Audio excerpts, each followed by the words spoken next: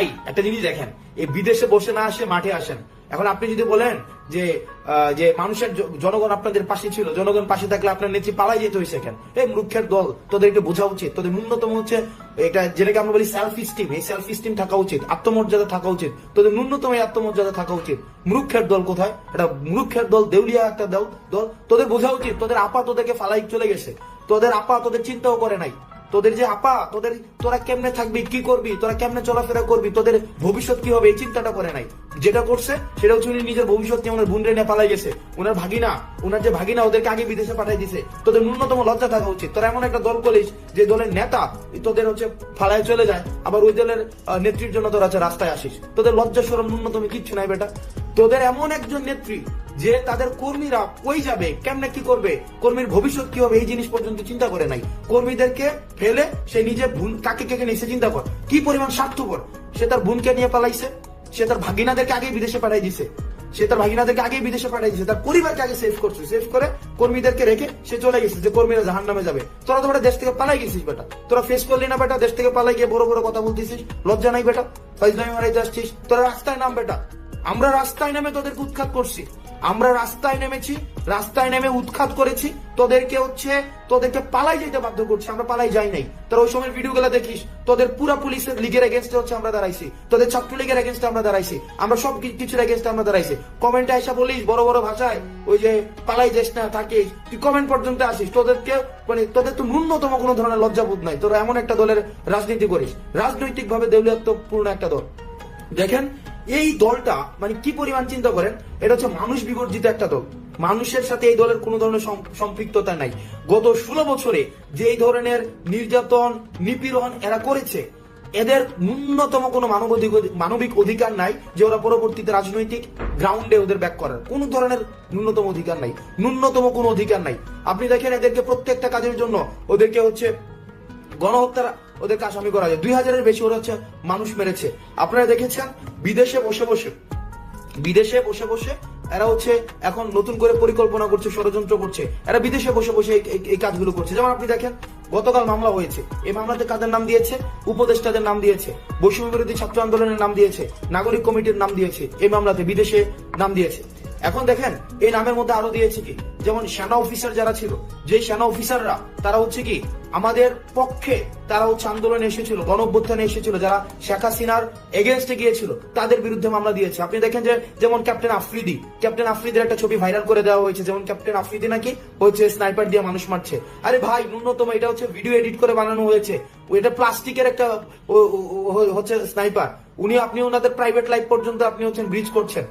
যেই সেনাবাহিনীরা, যেই দেশপ্রেমিক সেনাবাহিনীরা সেদিন আমাদের পক্ষে রাস্তায় এসে দাঁড়িয়েছিল, আমাদের এই শেখ হাসিনার বিপক্ষে দাঁড়িয়েছিল, তাদেরকে সম্মান জানানো উচিত। মেজর আফ্রিদিদেরকে সম্মান জানানো উচিত, ক্যাপ্টেন আফ্রিদিরা তখন রাস্তায় নেমে এসেছিল, রাস্তায় নেমে আমাদের পক্ষে হচ্ছে তারা হচ্ছে আন্দোলন করেছে। আমরা দেখেছি সেনাবাহিনীর একটা অংশ আমাদের পক্ষে চলে এসেছিল। এখন দেখেন এখন এই সবার বিরুদ্ধে হচ্ছে এখন প্রোফাইলিং করা হচ্ছে, বিদেশে মামলা করা হচ্ছে। দেখেন বিদেশে মামলা দিয়ে আমাদের কিছু আসে যায় না। আমরা আপনাকে দেশ থেকে উৎখাত করেছি, যে এই খুনি শেখ হাসিনা পারলে রাস্তায় এসে ফেস করেন। আমরা রাস্তা থেকে আপনাকে উৎখাত করেছি, আপনাকে গণভবন থেকে উৎখাত করেছি, আপনি পালিয়ে যেতে বাধ্য হয়েছেন। আর একজন পালিয়ে যাওয়ার নেত্রীর কর্মী হিসেবে হচ্ছে বিদেশে বসে আস্ফালন করে লজ্জা থাকা উচিত, ন্যূনতম লজ্জা নাই। এদের সাথে আওয়ামী লীগ, ছাত্রলীগ, যুবলীগ, এই মুজিববাদী আদর্শ এবং লীগের সাথে কোন ধরনের সামাজিক সম্পর্ক, সাংস্কৃতিক সম্পর্ক, রাজনৈতিক সম্পর্ক, অর্থনৈতিক সম্পর্ক, কোন পারিবারিক সম্পর্ক পর্যন্ত এখন মানুষ করে না। এরা এরূপ কি পরিমাণ ওরা ইতিহাসের একদম নিকৃষ্ট, একদম ব্যাক স্টেজে ওরা হচ্ছে ওদের হচ্ছে স্থান হবে। ওদেরকে কোনোভাবেই বিচার নিশ্চিত হওয়ার পূর্বে ওদেরকে আমরা মেইন স্ট্রিমে দেখতে চাই না। আমরা যে রাজনৈতিক দলগুলো রয়েছে, আপনি একটা জিনিস আমার কাছে খুব ভালো লেগেছে, একটা জিনিস সেটা হচ্ছে যে এতদিন পর্যন্ত যে ছাত্রদল, ছাত্র শিবির, তারপর হচ্ছে বৈষম্যবিরোধী ছাত্র আন্দোলন বা বিভিন্ন রাজনৈতিক দল বিভিন্ন নীতিগত ইস্যুতে দ্বিমত ছিল, কিন্তু যখন আপা নিধন কর্মসূচি আসছে, আপা নিধন কর্মসূচিতে সবাই আমরা এক। তার মানে কি ফেসিবাদের যে বিরুদ্ধে আমাদের সবার অবস্থান এক। ছাত্রদল, ছাত্র শিবির, তারপর হচ্ছে জামাত, বৈষম্যবিরোধী ছাত্র আন্দোলন, তারপর হচ্ছে ইসলামিক শাসনতন্ত্র আন্দোলন, অর্থাৎ ইসলামিক যে রাজনৈতিক যে দলগুলো রয়েছে, আমাদের কওমি, ইংরেজি medium, Bangla medium, varsity, school, college, 7 college, সবাই। সবাই এক। তার মানে নিজেদের মধ্যে নীতিগত পার্থক্য থাকবে, কিন্তু আপা নিধন এবং ফেসিবাদ নিধনে আমরা সবাই একসাথে আছি। আপা নিধন এবং ফেসিবাদ নিধনে আমরা সবাই একসাথে থাকবো। আজকে যারা বিদেশে বসে বসে হুঙ্কার দিয়েছে, এতদিন দেশে হুঙ্কার দিয়েছেন কাদের সহায়তায়? পুলিশের সহায়তায়, পুলিশ লীগের সহায়তায়, সেনাবাহিনীর সহায়তায়, যারা হচ্ছে ছাত্রদেরকে নির্যাতন করেছেন, নিপীড়ন করেছেন। আজকে হিম্মত থাকলে আজকে শুধুমাত্র জনগণ নিয়ে রাস্তায় আয় তোরা, আমরা দেখবো শুধুমাত্র জনগণ নিয়ে রাস্তায়। কমেন্ট সেকশন হচ্ছে গালাগালি করা যায়, আমরা আমাদেরকে প্রুফ করেছি। এখানে প্রত্যেকটা মানুষ, একদম আবাল বৃদ্ধ বনিতা, প্রত্যেকটা মানুষ রাস্তায় নেমে এসে তোদের যেই আদর্শিক আম্মাকে দেশ থেকে পালিয়ে যেতে বাধ্য করেছে। তোদের ন্যূনতম যদি বিবেক বুদ্ধি থাকে তাহলে এটা মানে একটু বোঝ। ন্যূনতম বিবেক বুদ্ধি থাকলে যে নিজের পরিবারকে আগে সেভ করে দেশ থেকে পাঠাই দিছে এবং নিজে পালাই গেছে, নিজের নেতা কর্মীদেরকে একটাও দেখে নাই, নিজের নেতা কর্মীদের ভবিষ্যৎ কি হবে এই বিষয়ে একটু চিন্তা করে নাই। এই বিষয়গুলো একটু চিন্তা কর। আর আমাদেরকে যে বলিস দালাল, চিন্তা কর, তোদের মারা আমাদেরকে অফার করতো, তোদের যে আপা, এই আপা আমাদেরকে গণভবনে আমাদেরকে ঢাকায় অফার করতো, আমাদেরকে তুলে নিয়ে গিয়ে অফার করতো যে বিদেশে আমাদেরকে সেটেল করে দিবে, আমাদের হচ্ছে যা লাগবে তাই দিবে, আমাদের পরিবারকে সেটেল করে দিবে। আমরা তোর আপার কথা শুনি নাই, আমরা চাইলেও ওই সময় নেগোসিয়েশনে যাইতে পারতাম। দালালি কোনটাকে বুঝাস? তোর আপার সাথে ওই সময় আমরা দালালি করতে পারতাম। তোর আপার সাথে যারা হচ্ছে ন্যূনতম, যাদের গণতান্ত্রিক আমি না, যারা ফেসিবাদের পক্ষের, তাদের সাথে তারা ভদ্রতা পর্যন্ত ডিজার্ভ করে না, কোন ধরনের ভদ্রতা পর্যন্ত ডিজার্ভ করে না, কোনো ভদ্রতাও না। একটা ফেসিবাদের দূষণের ন্যূনতম কোনো রাজনৈতিক অধিকার নাই। সুতরাং আজকে আপা নিধন কর্মসূচিতে আপনারা আসেন যদি, আর বিদেশে বসে বসে যারা হুঙ্কার দেন, যদি ওই যে কি দেখা না দাও তাইলে কথা বলিও না, চুপ করে থাকেন, ন্যূনতম লজ্জা শরম কিচ্ছু নেই বেটা। বিদেশে বসে বসে ইয়া করছিস, সাদ্দাম ইয়াতে বলতি না যে একদিন যাবে, 2 দিন যাবে, 3 দিন যাবে, সবকিছু মনে রাখা হবে। ওই বিদেশে গিয়ে পালায় মনে রাখছিস বেটা, দেশে থেকে ফেস করতে। আমরা জানি তো, যখনই জানছিস যে হচ্ছে ইয়া পতন হবে, এর আগে হচ্ছে পালাই গেছিস। তোরা তো হচ্ছে আন্দোলন ফিক্স করতে হচ্ছে পুলিশের সাথে সমঝোতা করে, পুলিশকে আগে ফোন দিয়ে হচ্ছে সমঝোতা করতে যে আন্দোলন পুলিশ কোন জায়গায় থাকবে, তোরা কোন জায়গায় থাকবে। আমরা এগুলো জানি না, আমরা এগুলো পরে খুঁজি। আমরা প্রত্যেকটা পোর্টফোলিও আমরা বের করেছি যে আন্দোলন, আওয়ামী লীগের সময় যে আন্দোলন হতো, ওরা পুলিশের সাথে বসে বসে আন্দোলনের হচ্ছে গতিপথ নির্ধারণ করতো। আমরা সেই জায়গায় থেকে আমরা তোদের একটা সমন্বিত ফেসিবাদী শক্তিকে উৎখাত করে আজকে হচ্ছে আমরা তোদেরকে দেশ থেকে উৎখাত করেছি। আর বিদেশে বসে বসে এখানে অমিপিয়াল আর হার্পিক মজুমদারকে ভর করে হচ্ছে, আর তোমাদের জাতির পিতা, নতুন জাতির পিতা, আমেরিকান জাতির পিতাকে মনে করেছো ক্ষমতায় বসাই দিবা। আওয়ামী লীগ এমন একটা জনগণ বিবর্জিত দল, যেই জনগণ বিবর্জিত দল কখনোই দেশের মানুষকে দিয়ে ক্ষমতায় আসে নাই। ওরা ভারতকে দিয়ে ক্ষমতায় আসছে, নির্বাচনের আগে ভারতের কাছে দেশকে বিক্রি করে দিয়ে ওরা ক্ষমতায় আসছে। এখন ওরা মনে করে আমেরিকাকে দিয়ে ওরা ক্ষমতায় আসবে। তোমার আপা না বলতো মাঝে মাঝে, তোমাদের আপা, যে আটলান্টিকের ওই পারে না গেলে কিছু হবে না। এখন তোমরা কি আটলান্টিকের ওই পারে তোমাদের আদর্শিক আব্বা বানাই দিচ্ছ, মনে করছো ট্রাম্প এসে তোমাদের ক্ষমতা দেখাই বসাই দিবে। এত সহজ না। এই দেশের মানুষ এক হয়েছে ক্ষমতার জন্য না, এই দেশের মানুষ এক হয়েছে সংস্কারের জন্য, ইতিবাচক পরিবর্তনের জন্য। যে গুম, খুন, হত্যা, নিপীড়ন, নির্যাতন এত বছর ধরে চলেছিল, সেগুলোর হচ্ছে উৎখাতের জন্য এই দেশের মানুষ আন্দোলন করেছিল।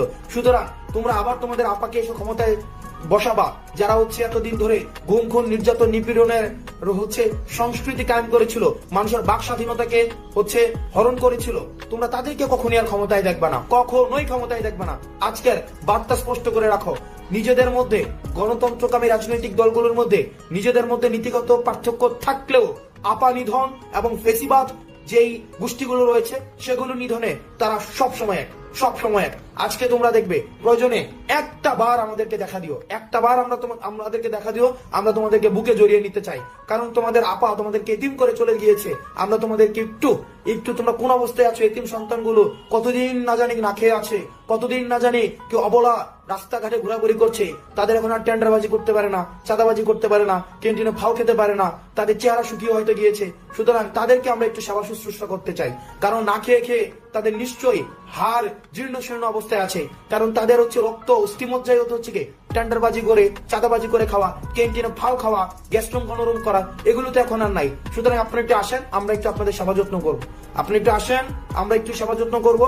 সেবা যত্ন করে আপনার আপার যে আদরের অভাবটা আমরা পূরণ করে দিব, আপনার আপার যে আদরের অভাব সেটা আমরা পূরণ করে দিব।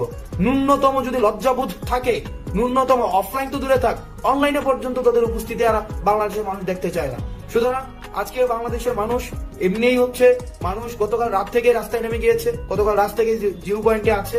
সুতরাং কোনোভাবেই ওদের ন্যূনতম কোনো ধরনের সুযোগ দেওয়া যাবে না, ন্যূনতম কোনো ধরনের সুযোগ দেওয়া যাবে না। আরেকটা বিষয় আমি মানুষকে আহ্বান জানাবো, কিছু কিছু সচেতন থাকতে হবে। সেটা হচ্ছে এই দেশের অফিস, আদালত, আইন শৃঙ্খলা রক্ষাকারী যে বাহিনীগুলো রয়েছে তারা আমাদের দেশের সম্পদ। সুতরাং আমরা চেষ্টা করব যে যাতে করে ফেসিবাদের দূষর যে অপশক্তি রয়েছে তারা যেন কোনোভাবেই নিজেদের মধ্যে বিশৃঙ্খলা সৃষ্টি করে আমাদের উপরে দায় চাপাতে না পারে, তারা যেন কোনো আক্রমণ করতে না পারে, কোনো সংঘাত সৃষ্টি করতে না পারে। আমাদের কর্মসূচি শান্তিপূর্ণভাবে থাকবে। যদি কোনো লীগ এবং আপার কোনো এই এতিম সন্তানদেরকে আপনারা রাস্তাঘাটে দেখতে পান, তাদেরকে আদর করে, সুন্দর করে, যত্নে, অতি আদর যত্নে আপনারা পুলিশের হাতে তুলে দিবেন একদম। কারণ আপার একটা এতিম সন্তান, দেখেন একটা এতিম সন্তান, এদের উপরে মানুষের এত ক্ষোভ, ওরা কোথাও যেতে পারে না এখন, ওদেরকে রাস্তাঘাটে ওরা ভাও খাইতে পারে না, ওরা বাকি খাইতে পারে না, ওরা চাঁদাবাজি করতে পারে না, কি কষ্টে আছে। ওদেরকে যখনই পাবেন, যেখানেই পাবেন, সুন্দর করে আদর যত্ন করে ওদেরকে হচ্ছে পুলিশের হাতে তুলে দিবেন। আজকে আপনারা জানেন যে আপা নিধন কর্মসূচি আজকে রয়েছে। আপা নিধন কর্মসূচিতে আপনারা স্বতঃস্ফূর্ত ভাবে বাংলাদেশের বিভিন্ন জায়গা থেকে ইতিমধ্যে আপনারা জানেন গত দীর্ঘ 1 যুগের বেশি সময় বা দীর্ঘ 1.5 যুগের কাছাকাছি আমরা দেখেছি যে বারবার বলা হতো যে দেখা না দিলে বন্ধু কথা কইও না, দেখা না দিলে বন্ধু কথা কইও না। তো যারা দেখা না দিলে বন্ধু কথা কইও না বলতো, আজকে তাদেরকে আমরা বলছি যে আপনারা একটু দেখা দেন প্লিজ, আপনারা একটু কাইন্ডলি একটু দেখা দেন। আপনাদেরকে দেখার জন্য বাংলাদেশের প্রত্যেকটা মানুষ আজকে রাস্তায় নেমে আসবে। আপনারা একটু দেখা দেন, আপনাদেরকে আমরা একটু দেখতে চাই আপনারা আসলে কোন জায়গায় আছেন। আপনারা বলছেন বিএনপি যখন আপনারা দেশ থেকে তাদেরকে বের করে দিয়েছেন এবং হচ্ছে তাদেরকে যখন দেশে আসতেও আপনারা দিতে চাননি, একটা নির্দিষ্ট পর্যায় পর্যন্ত তাদেরকে দেশে আসতে দিতে চাননি, তাদের নেতৃত্ব স্থানীয় যে কার্যক্রম সেগুলো আপনারা হচ্ছে চালাতে দেননি, তখন আপনারা হচ্ছেন সার্কাজম করে বলছেন কি দেখা না দিলে বন্ধু কথা কইও না। তো আপনারা আজকে বিদেশে বসে বসে দেশের বিরুদ্ধে আজকে পরিকল্পনা করছেন, প্ল্যান করছেন আপনারা দেশের বিরুদ্ধে। তো আপনারা একটা কাজ করেন, আজকে 1 মিনিটের জন্য ভাই একটু দেখা দিয়েন, আপনারা 1 মিনিটের জন্য দেখা দেন।